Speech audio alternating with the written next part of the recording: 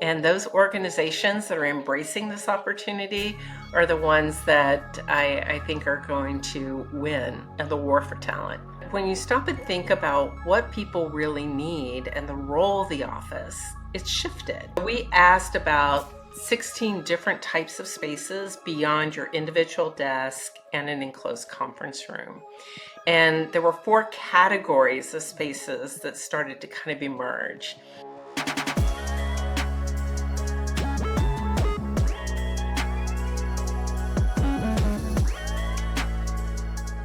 Hello, heroes of hybrid work. I'm Jenny Mobius and an SVP at Skeda, where I'm lucky I get to help organizations bring their hybrid workspaces to life every day. Part of that mission includes bringing you the latest data and insights from today's top voices, researchers, and business leaders so you can make the best decisions for your business.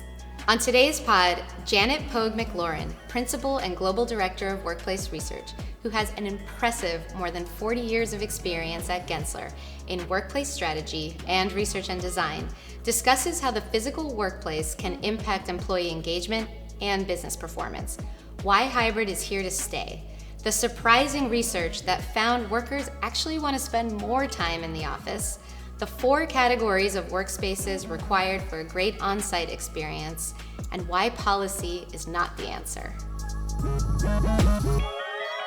So Janet, so happy to have you on the show today.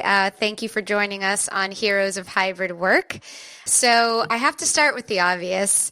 You've been with Gensler for 40 years. That is an incredible feat. I come from the startup world. I'm always bouncing around. So I have to first ask, what's your story there? And how do you remain passionate every single day? Because it sure sounds like you're passionate. I am. I love what I do. So it's easy to be passionate about it. So I've been very lucky. I've had many careers within my career, and I started with Gensler on the practice side. In fact, I've spent most of my career on the practice side, working with clients and helping them solve whatever their issues were. And I've always enjoyed the design strategy portion of a project, and which is really around uncovering solving the right problem, not just solving the problem right. And that led me to research. And research has been just a really terrific way of spending my time and trying to understand our clients, what their issues are, what makes them tick, and then how do we really solve for what they need and be able to couple what we're seeing across the industry in order to bring new solutions to the table. Excellent. So speaking of research, Gensler has a ton of it. Mostly, yes, we do. I think, yeah, and great research. So in the summer report that you all put out, you found that hybrid is here to stay. Obviously, this is the heroes of hybrid work, so very relevant to what we're talking about. But you also found that workers say they need to spend more time in the office to maximize their productivity. That really stood out to me with all the kind of rigorous debates going on about where you get your most productive work done. Can you tell me a little bit more about that finding?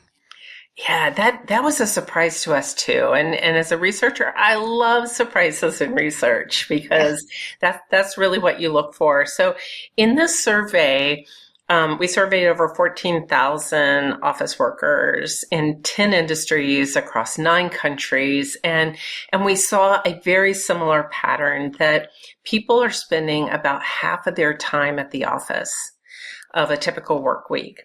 But when we asked the question, what do you need in order to maximize your productivity, your individual productivity and your team's productivity? And then we asked it as 2 separate questions. Mm-hmm. We got the same answer back. We fully anticipated that people may say, hey, I want to work elsewhere for my individual productivity, but I'll take one for the team and come into the office and work in the office for my team productivity. But we saw that it was the same answer, that people feel like they need to be in the office about 2/3 of the week in order to maximize their Wow. productivity. And again, we were very surprised at that finding.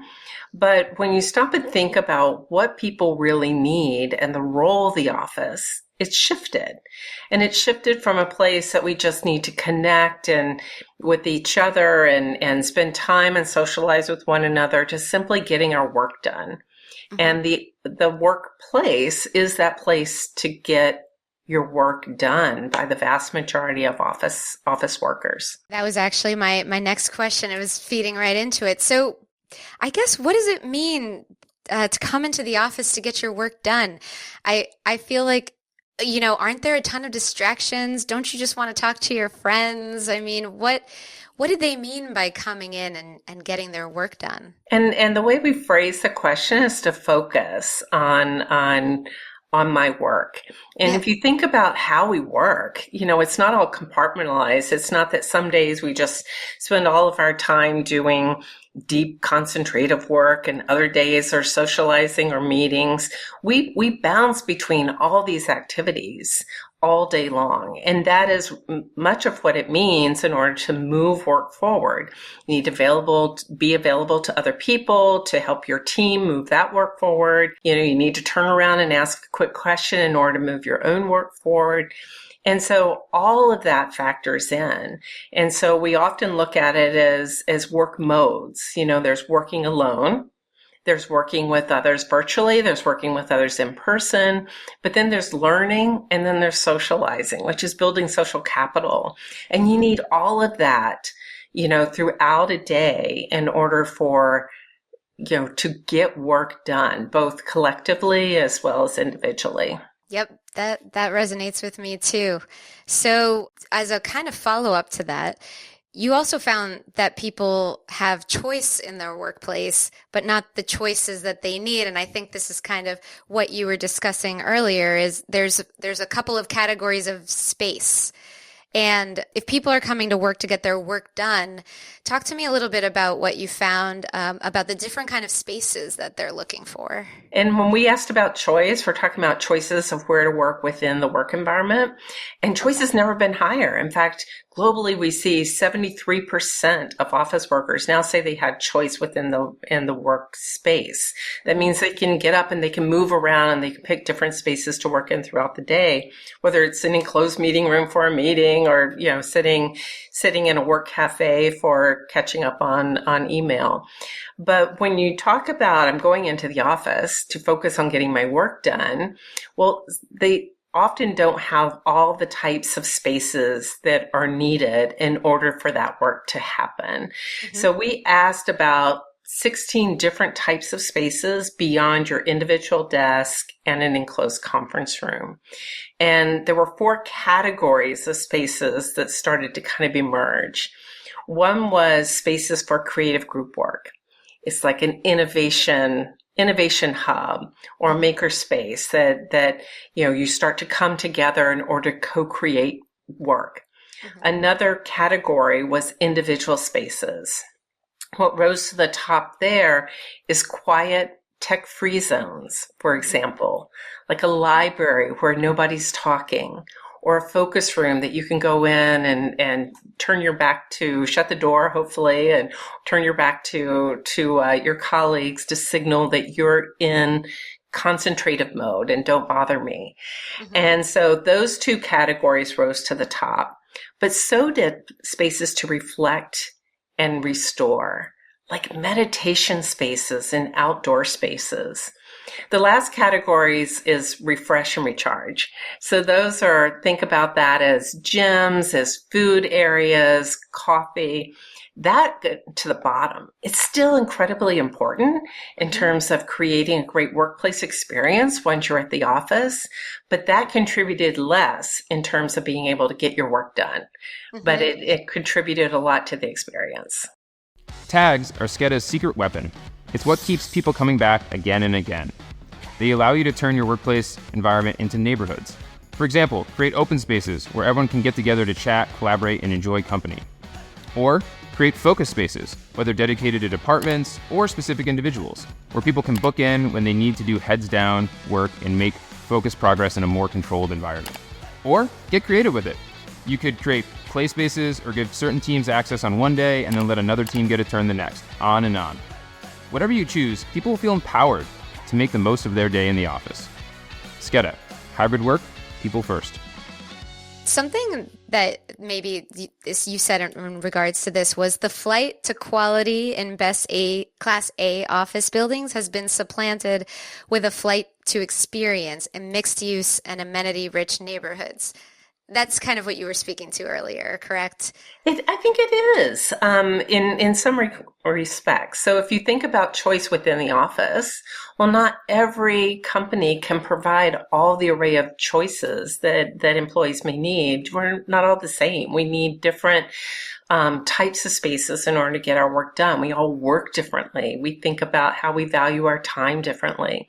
So think about the neighborhood and all the array of other spaces, whether it's, again, outdoor spaces, whether it's a coffee shop, whether it's a restaurant, but also the array of amenities that might be at our fingertips. We see grocery stores, pharmacies, other spaces to take a break or even take a walking meeting.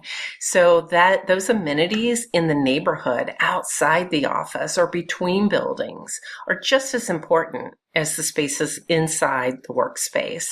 And together, it's creating this ecospace or kind of ecosystem of spaces that people can use so they can leverage not only the interior spaces, but all the neighborhood as well.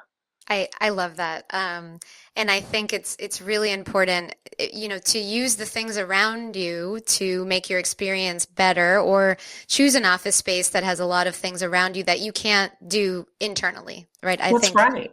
A lot of it has to do with autonomy and feeling like you've got some freedom to get up and let's take that meeting across the street and have a cup of coffee and not just sit in a conference room, and having that bit of autonomy as a team to decide, hey, let's just change the venue, let's change the vibe. Sometimes just getting up and changing spaces really get the brain cells moving again, or gets the body thinking a little bit differently. We recently opened a space in downtown Boston, and it is just such a different energy, right? Everybody has a different energy around them. We've been taking walking meetings again. We're out, of course, winter's coming, so I'm sure the walking meetings will end, but there's a lot of coffee shops around us, and it really does contribute to the workplace experience in a way that we haven't had in such a long time. And it energizes you in a health and wellness way as well. Just getting up in movement. Yep, definitely. So speaking of loving the in-office experience, Gen Z workers, let's talk a little bit about them. So apparently they need the office to do their best work, connect, learn, and grow. What are you seeing in your research when it comes to the generational differences? Well, we do see that the younger generations actually prefer a more amenity-rich hospitality type of spaces, not just a corporate type of vibe.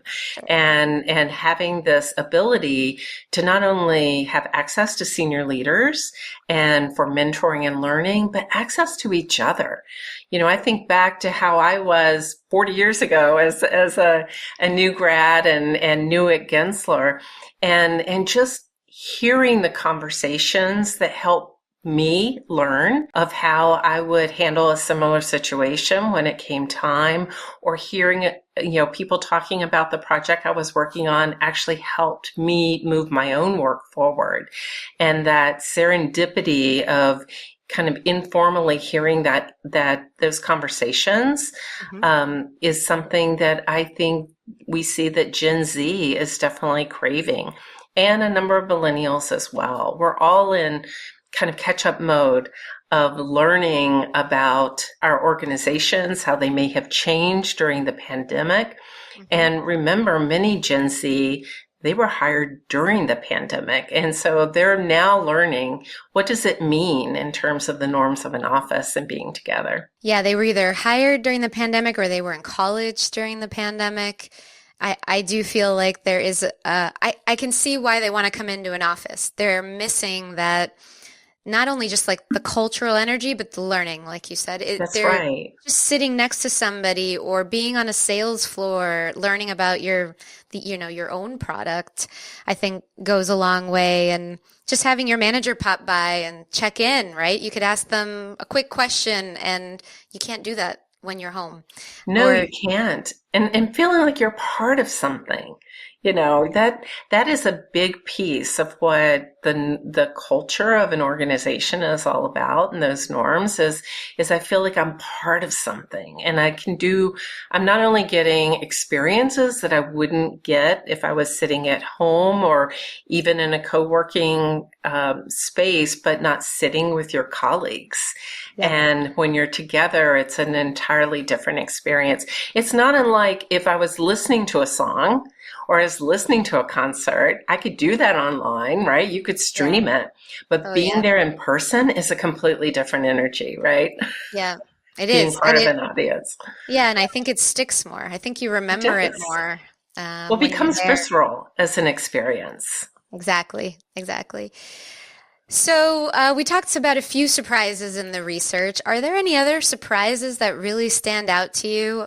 I know that our audience kind of craves those things that you wouldn't expect to pop up in your research. Well, there are a number of surprises. The thing that really struck me is, so if people feel like they need to be at the office 2/3 of the week and they're only there half, what's holding them back? And that is what we are deep diving right now. We have not published this research, but we looked at 6 different US cities trying to understand, like, what is it that's holding people back? And we're starting to uncover that there's these life issues, life factors, if you will. Parents of younger children have a very different experience than those that are living alone, for example. We saw the generational differences. We see commute differences. And yet, one of the big surprises is the need for the office is more universal. So it may be impacting what they're currently doing, but we still see this overall need. Even those with long commutes, Hmm. they may want to take that commute less, but their percent of being in the office is still about the same as everyone else. Hmm. We're also looking at some work issues like teams. Hmm. And we're seeing that people that are working in multiple time zones, the more time zones that you're working in, the more that's starting to drive slightly different behaviors and different expectations for the office as well. Hmm. Did you find that the more time zones, the less people want to be in, or is this still like top secret data? So we're still analyzing, but we're Okay. seeing that the more time zones, the less you're there, but that you're structuring your time differently. But again, the need is almost as high as if you were working in a single time zone. Oh yeah. I get it. I mean, I get it. We started going back into the office, and I do have a longer commute, but I also have kids that are a little bit older. So I'm like, all right, it's fine. I can use the commute to listen to my news, my podcasts. I can get there. I'm really in it rather than having to be with the kids, be at work, be with the kids. There's this nice space for me now where I can, I don't know, just like get into the work mode. Um, Yes. and then when I'm coming home, get back into home mode, right, in that space. And you bring up a great point because there are a lot of people that just want to separate work and life. And Yeah. then there are the others that want to integrate it. And so another big surprise that we saw is there is a vast majority that say they want to be back to the office more often than they're currently coming in, right? We've talked Hmm. about that. Hmm. But there is this group that actually wants to be there less than they're coming in. And Hmm. one of the big other surprises as we looked at this group is those are not the people with a mandate. Mm. That mandates and policy didn't have much bearing of what group you were in. So Interesting. those that may be mandated to do a certain thing, that was equal between the two groups. So policy is not the answer. You've got to come up with a different reason of how do we answer what people really need if we're going to design spaces to draw people back. Yeah, that makes a lot of sense to me too. People have different reasons. They have different lives. They have some have to care for their kids, some don't, right? So it really, I think it kind of comes down to the individual in a lot of ways. I know there's a lot of research talking about the teams, but I guess teams are made of individuals, but you just have to listen to them. They are. And if we're designing inclusive environments, then they need to answer. We have to design to the edges. They need to respond to absolutely everybody. Mm-hmm. Mm-hmm. Nice. I agree. So let's see. What have I missed? Sometimes I don't ask the right questions to get that great insight out of folks. Is there something that you really wanted to share that I maybe haven't asked yet? I think the only other big surprise that we saw in the data is since the pandemic, only a third of the workplaces have been redesigned.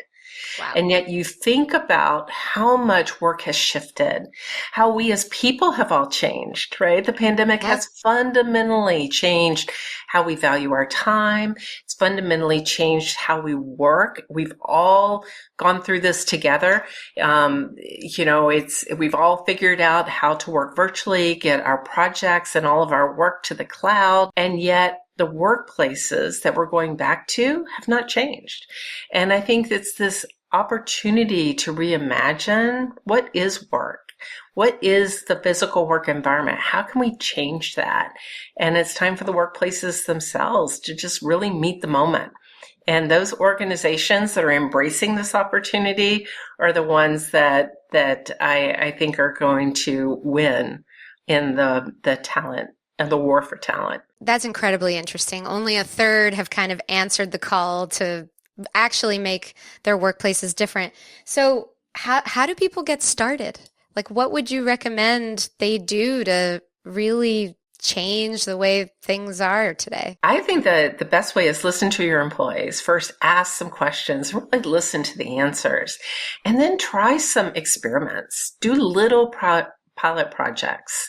It may not be a wholesale change because we don't know what's going to happen, but how could we change little things like adding a quiet zone? That doesn't even have to change the space. That's a rule. It's like, okay, no talking in this area. See how people adapt, or create a library space, or it can be small interventions that you can start to create. Maybe reconfigure some of the conference rooms to a completely different layout. We don't meet all the same as we used to now that we're doing hybrid meetings.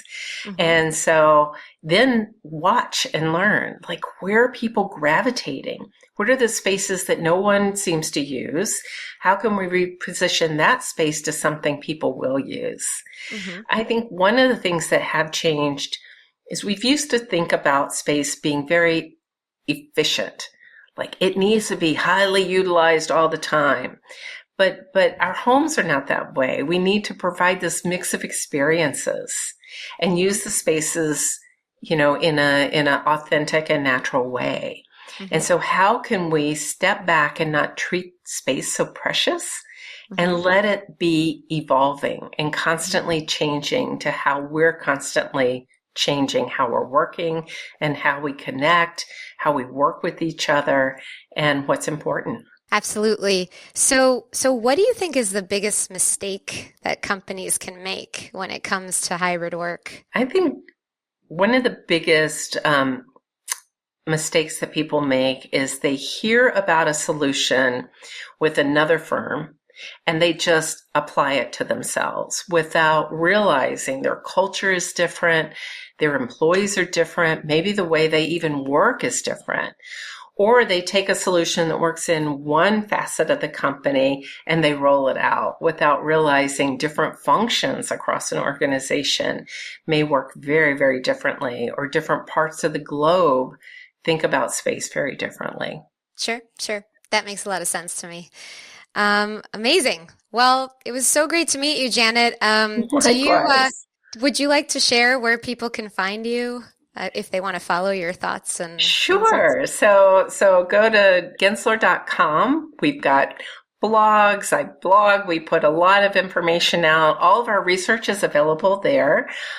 Just look under research, or you can reach me at Janet_Pogue@Gensler.com. Amazing. Thank you so much, Janet. It's been a huge pleasure having you on the show. I really, really enjoyed it. Thank you. Thanks so much, Jenny.